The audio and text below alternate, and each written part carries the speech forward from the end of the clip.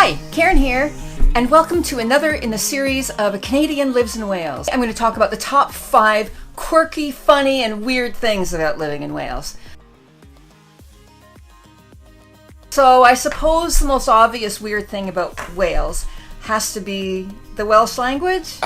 Goleadau'n fflachio, felly oedd e'n dipyn o spot. I don't know if people have actually heard the Welsh language or not, but it is a bit stranger compared to what you may have heard if you think about French or Spanish. Of course, don't stand too close to somebody speaking Welsh without an umbrella at the ready. Never ask for directions in Wales, Baldric. You'll be washing spit out of your hair for a fortnight. But another reality of the Welsh language is that they do have some really incredible words. Ioan, smoothie. First Welsh word I absolutely love is the Welsh word for microwave. Can you guess what it is? Pop tea ping. Is that not the most amazing word for microwave? Jellyfish, wibbly wobbly. One of my favorite Welsh words is this one. Cwtch. It means to cuddle or to hold close to you, to cwtch up to somebody. It means to cuddle up to somebody. Is that 999? You couldn't send a Nina, could you?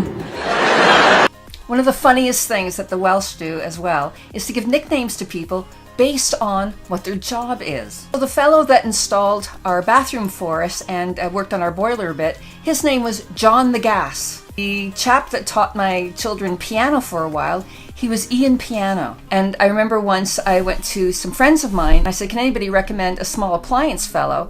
And one of my friends said, oh yes, I've got my buddy Bob Hotpoint. My nickname, in case you're wondering, is Karen Canada. Another really quirky thing about living in Wales as well, it has horizontal rain. Horizontal rain, not just vertical. So if you have to go out to walk the dogs or even go to your car, you have to don a raincoat, rain boots, but you also have to don waterproof trousers as well because your legs will get soaked even in 5 minutes. I've never seen anything like it. Of course, Wales has their national sport, and that sport is rugby. Loving rugby as your national sport isn't quirky or weird. What makes it quirky or weird or funny are the fans.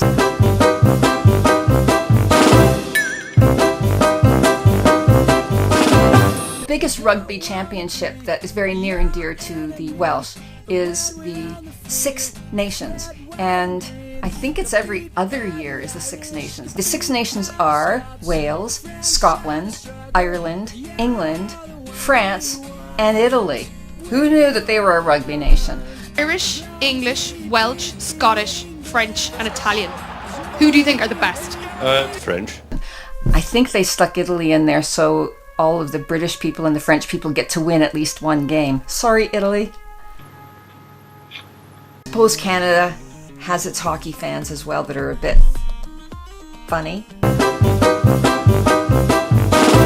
And the last funny thing that I will always think about when I think about living in Wales occurs on St. David's Day. Now, St. David's Day in Wales happens on March 1st, and it is the equivalent of July 1st in Canada or July 4th in the States. Now, when the little kiddies are toddlers and years, 1 to 3 or something like that, really, really lovely tradition of dressing them up in the Welsh national costume. I don't think Canada has a national costume. I can't think of one anyway. For little boys, it's really easy. It's a little vest and a little bow tie and a white shirt.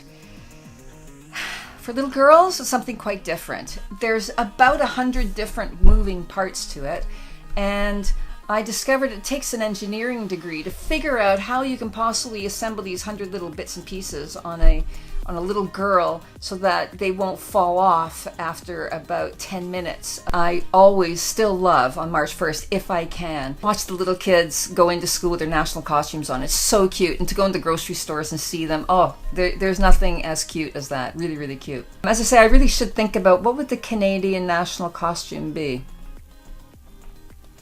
I have no idea. But when my husband was growing up, he's Welsh, he grew up here, he told me that when the kids got a bit older, of course, they didn't wear their national costume anymore. But what they did is that they wore something on their lapel to reflect the fact it was St. David's Day. Now, what do you think that they wore in their lapel? Hold on to your hat for this one. they wore a leek. Not a leek pin, a leek. Not only is this one of the weirdest things I've ever heard of, but my husband said that when they would wear this to school, that he would spend all day munching on it as the day wore on. So by the time he got home, there was nothing left of it. Now, I don't know if you've ever eaten a raw leek, but it's quite, What are the logistics of attaching a leek to a piece of clothing?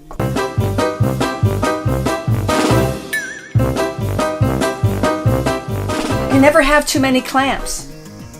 Hang on, why doesn't Canada have its own national vegetable? How about I try to find what national vegetable would work best for Canada or any other country that is not in the habit of wearing their vegetables on their proud national day.